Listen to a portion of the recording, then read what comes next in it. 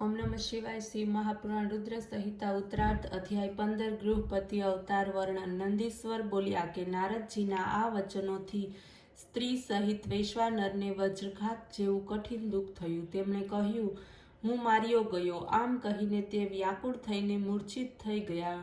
સુચિસ્મતી પણ દુઃખથી વ્યાકુળ બનીને હાહાકાર કરવા લાગી। વૈશ્વાનરને ઉઠીને તેને સાંભળી અને પોતાના પુત્ર ગૃહપતિની શોધ કરી। ગૃહપતિ ક્યાંક બહાર ગયા હતા। પિતાના શબ્દો સાંભળતા જ દોડતા ત્યાં આવ્યા અને બંનેને રડવાનું કારણ પૂછવા લાગ્યા। પછી કહ્યું, આપના ચરણોની રજના પ્રતાપથી બીજું કોઈ વિઘ્ન તો શું, પણ કાળ પણ મને મારી શકતો નથી। હે પિતાજી, આપ એની ચિંતા ન કરો। જો હું આપનો પુત્ર છું તો મૃત્યુ વિજય શિવ મંત્રને જપીને મૃત્યુથી હું મારું રક્ષણ કરીશ।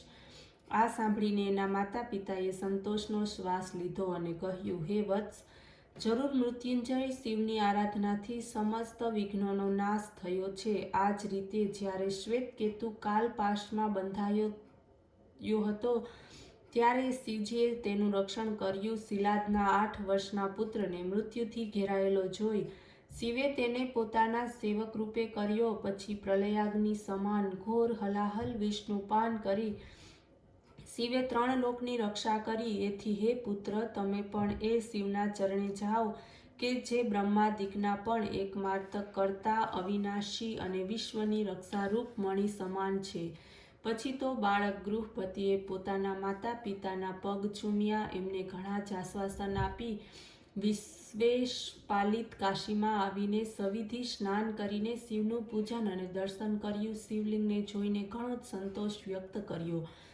એણે મનમાં કહ્યું કે આજે હું કેટલો ભાગ્યશાળી છું, મને વિશ્વેશ્વરનું દર્શન પ્રાપ્ત થયું। મહર્ષિ નારદના કથને મારો ભાગ્યોદય કર્યો। પછી તો એમણે ભક્તિપૂર્વક ત્યાં એક બીજા શિવલિંગની સ્થાપના કરી, કઠિન નિયમો ગ્રહણ કર્યા। ગંગાજળના 108 ઘડાઓથી પ્રતિદિન પવિત્રતાપૂર્વક શિવને સ્નાન કરાવ્યું અને નીલકમળની માળા સમર્પિત કરી, પણ એવા જ શિવ નિયમોનું તે પાલન કરવા લાગ્યા। પછી તો એમના જન્મથી 12મા વર્ષમાં નારદજીના વચનોને સત્ય કરવાને માટે વ્રજધારી ઇન્દ્ર એમની સામે આવ્યો અને બોલ્યો, તારે જે ઈચ્છા હોય તે વરદાન માગ।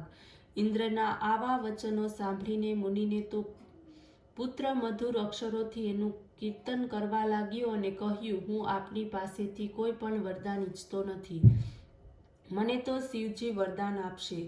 ઇન્દ્રે કહ્યું, શિવજી મારાથી વધારે નથી, બાલિશતા છોડીને મારી પાસે વરદાન માગો, હું દેવતાઓનો સ્વામી છું, શીઘ્રતા કરો। ગૃહપતિએ કહ્યું કે અહલ્યાપતિ, હે ઇન્દ્ર, આપ પધારો, હું શિવજીને છોડીને અન્ય કોઈ દેવતાઓની પાસે પ્રાર્થના કરતો નથી। આ સાંભળીને ઇન્દ્ર ગુસ્સે ભરાયા। તેમણે પોતાનો વ્રજ કાઢીને બાળકને ડરાવ્યો। બાળકને વીજળીથી યુક્ત વ્રજથી ડરતો જોઈ તેમજ ભયથી વ્યાકુળ બની મૂર્છિત થયેલ જોઈને પાર્વતીપતિ શિવ સાક્ષાત પ્રગટ થયા અને તેમણે પોતાના હાથો વડે એ બાળકને સ્પર્શ કરી સજીવ કર્યો અને કહ્યું, હે પુત્ર, ઉઠો।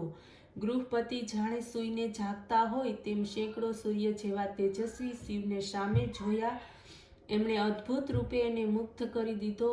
તે હર્ષના આંસુથી રૂંધાયેલા કંઠવાળા ગદગદ વાણી તથા રોમાંચિત શરીર વડે મહાદેવજીની સ્તુતિ કરવા લાગ્યો। શિવજી હસવા લાગ્યા। પછી બોલ્યા, આ તમારી પરીક્ષા હતી, મેં જ ઇન્દ્રને મોકલ્યા હતા, હવે ડરશો નહીં। મારા ભક્ત ઇન્દ્ર તથા કાલવ્રજ કોઈ પણ મારી શકતું નથી। તમે મારું આ જે લિંગ સ્થાપિત કર્યું છે એના તેજથી આગળ કોઈ ઊભું રહી શકે તેમ નથી, એથી જ એનું નામ અગ્નિશ્વર થયું છે। આ અગ્નિશ્વર મહાદેવ આમ ભક્તોને વીજળી તથા અગ્નિથી બચાવે છે।